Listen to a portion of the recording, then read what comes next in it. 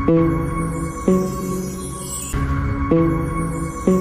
اللہ الرحمن الرحیم۔ السلام علیکم ناظرین کرام، میں ہوں عبدالباسط سواتی اور آپ دیکھ رہے ہیں میرا ڈیجیٹل چینل۔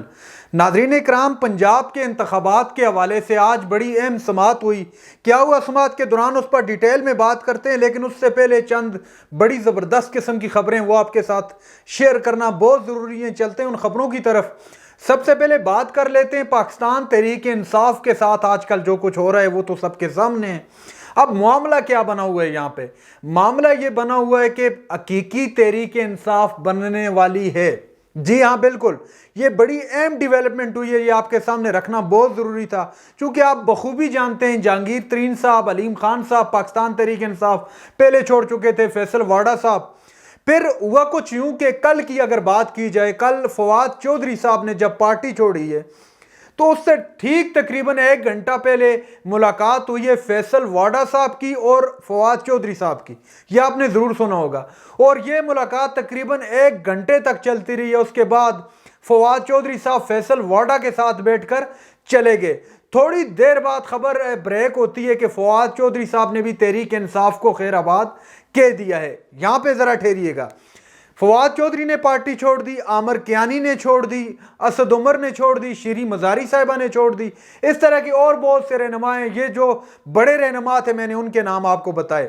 اب معاملہ یہاں پر کیا ہے؟ معاملہ یہ ہے کہ اسد عمر نے پارٹی نہیں چھوڑی، اسد عمر نے صرف اپنی پوسٹ چھوڑی ہے، جنرل سیکرٹری کی جو ان کے پاس منصب تھا اس کو انہوں نے چھوڑ دیا ہے۔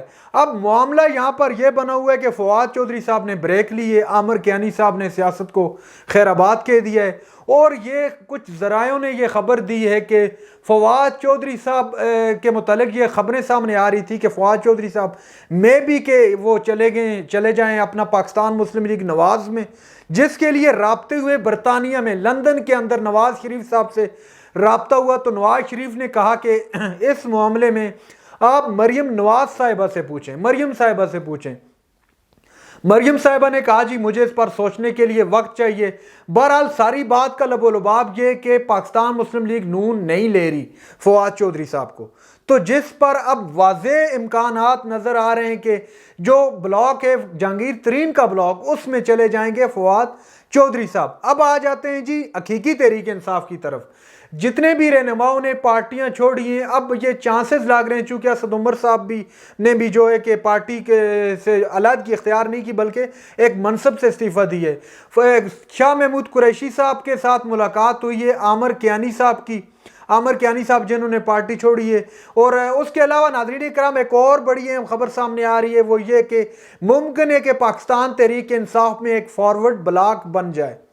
فارورڈ بلاک اس صورت میں بنے گا جنہوں نے پاکستان تحریک انصاف چھوڑی ہے وہ لوگ، اور جو لوگ مسلم لیگ نون سے بھی کچھ لیے جائیں گے، کچھ پاکستان پیپلز پارٹی سے بھی لیے جائیں گے، تو اس طرح ایک نئی پارٹی پاکستان تحریک انصاف حقیقی کے نام سے فارورڈ بلاک کی صورت میں تحریک انصاف کے سامنے کھڑی ہوگی۔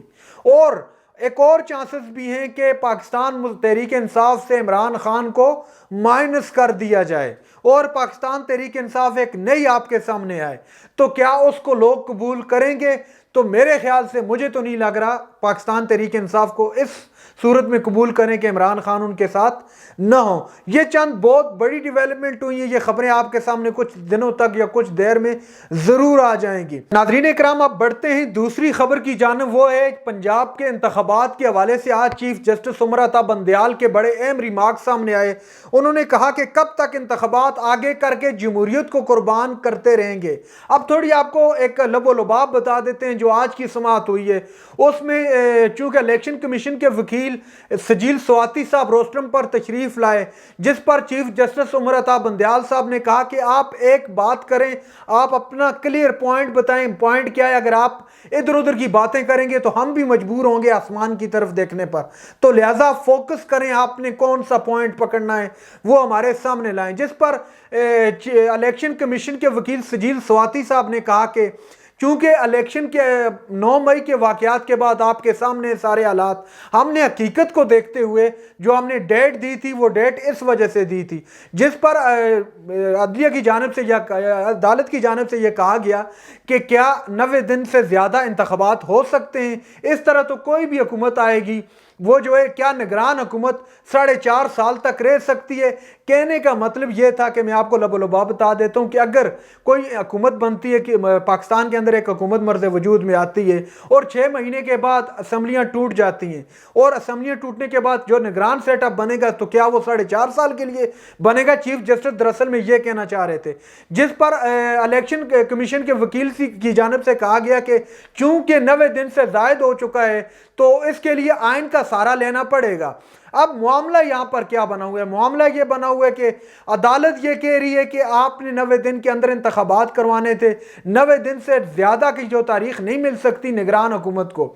جب نگران حکومت آتی ہے تو نگران حکومت کی ذمہ داری ہوتی ہے کہ ملک کے اندر صاف اور شفاف انتخابات کروانا، اور الیکشن کمیشن یہ بہانہ نہیں بنا سکتا کہ ہمارے پاس فنڈ نہیں ہے، سیکورٹی کا مسئلہ ہے۔ اس طرح تو کوئی بھی آئے گا، الیکشن کمیشن کہے گا کہ 8 اکتوبر کے بعد بھی یا ستمبر کے بعد بھی ہمارے پاس جی پیسے نہیں ہیں، ہمارے پاس سیکورٹی نہیں ہے، تو یہ 2 سال تک کہتے رہیں گے تو کیا اس پر عمل کیا جائے گا؟ ایسے نہیں ہو سکتا۔ جس پر الیکشن کمیشن کے وکیل نے کہا کہ 2 اسمبلیاں ٹوٹی تھی، پنجاب اور کے پی کی اسمبلی، جس پر چیف جسٹس صاحب نے کہا کہ آپ کہنا کیا چاہتے ہیں؟ جس پر الیکشن کمیشن کے وکیل نے کہا کہ جناب کہنے کا مقصد یہ ہے کہ ملک کی 70% تقریباً جو ہے ایریے میں الیکشن ہونا ہے، جس پر چیف جسٹس کی جانب سے کہا گیا کہ کیا اگر بلوچستان کی اسمبلی ٹوٹ جاتی ہے تو کیا وہاں پر انتخابات نہیں ہوں گے؟ تو لازمی سی باتیں ہوں گے، اسمبلی میں تعداد کو دیکھ کر نہیں بلکہ تمام اسمبلیاں ہمارے لیے برابر ہیں۔ یہ بڑے اہم ریمارکس تھے عدالت کی جانب سے۔ اب معاملہ یہ بنا ہوا ہے کہ عدالت بھی ان کو ٹائم دے رہی ہے تاکہ کوئی بھی ابہام باقی نہ رہے، اس لیے ان کو ڈیل دی جا رہی ہے۔ تو جب اب فیصلہ جو آنا ہے سامنے وہ بڑا کڑاکے دار فیصلہ ہوگا اور ان کو سمجھ آ جانی ہے، چونکہ اس سے پہلے بہت کچھ کر چکی ہے یہ حکومت، اور الیکشن کمیشن کو کہا گیا کہ آپ کی ذمہ داری ہے ملک کے اندر انتخابات کروانا، آپ الیکشن سے پیچھے نہیں ہٹ سکتے، آپ اپنی ذمہ داری سے نہیں بھاگ سکتے، یہ عدالت کی جانب سے کہا گیا الیکشن کمیشن کو۔ تو ابھی اس پر سماعت جاری ہے، اب آگے کیا ہونا ہے یہ دیکھنا اور اس پر کوئی بات کرنا قبل از وقت ہوگا، چونکہ اب مزید اس پہ کارروائی ہونی ہے۔ تو یہ تھے آج کا احوال جو میں نے آپ کے سامنے رکھا۔ وزیراعظم صاحب کا ایک بڑا اہم بیان سامنے آیا، اس بیان کی طرف بڑھتے ہیں۔ انہوں نے کہا 9 اور 10 مئی کے واقعات نے صدمہ پہنچایا ہے، اور جو بھی افراد اس میں شامل تھے وہ دہشت گردوں سے بھی بڑھ کر ہیں، اس طرح کے الفاظ تھے، اور کہا کہ وہ ملک کے دشمن ہیں۔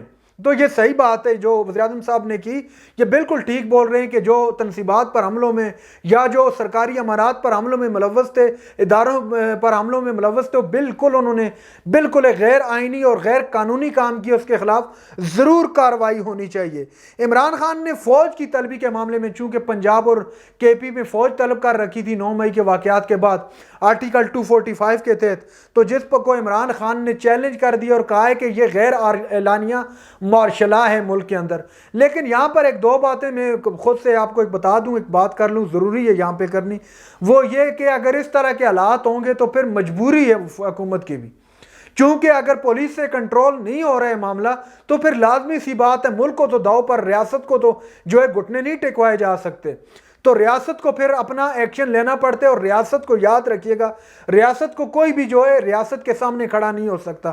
جو شخص ریاست کے سامنے کھڑے ہونے کی کوشش کرے گی تو ریاست اس کے ساتھ آئینی اور قانونی ہاتھوں کے ساتھ نمٹے گی۔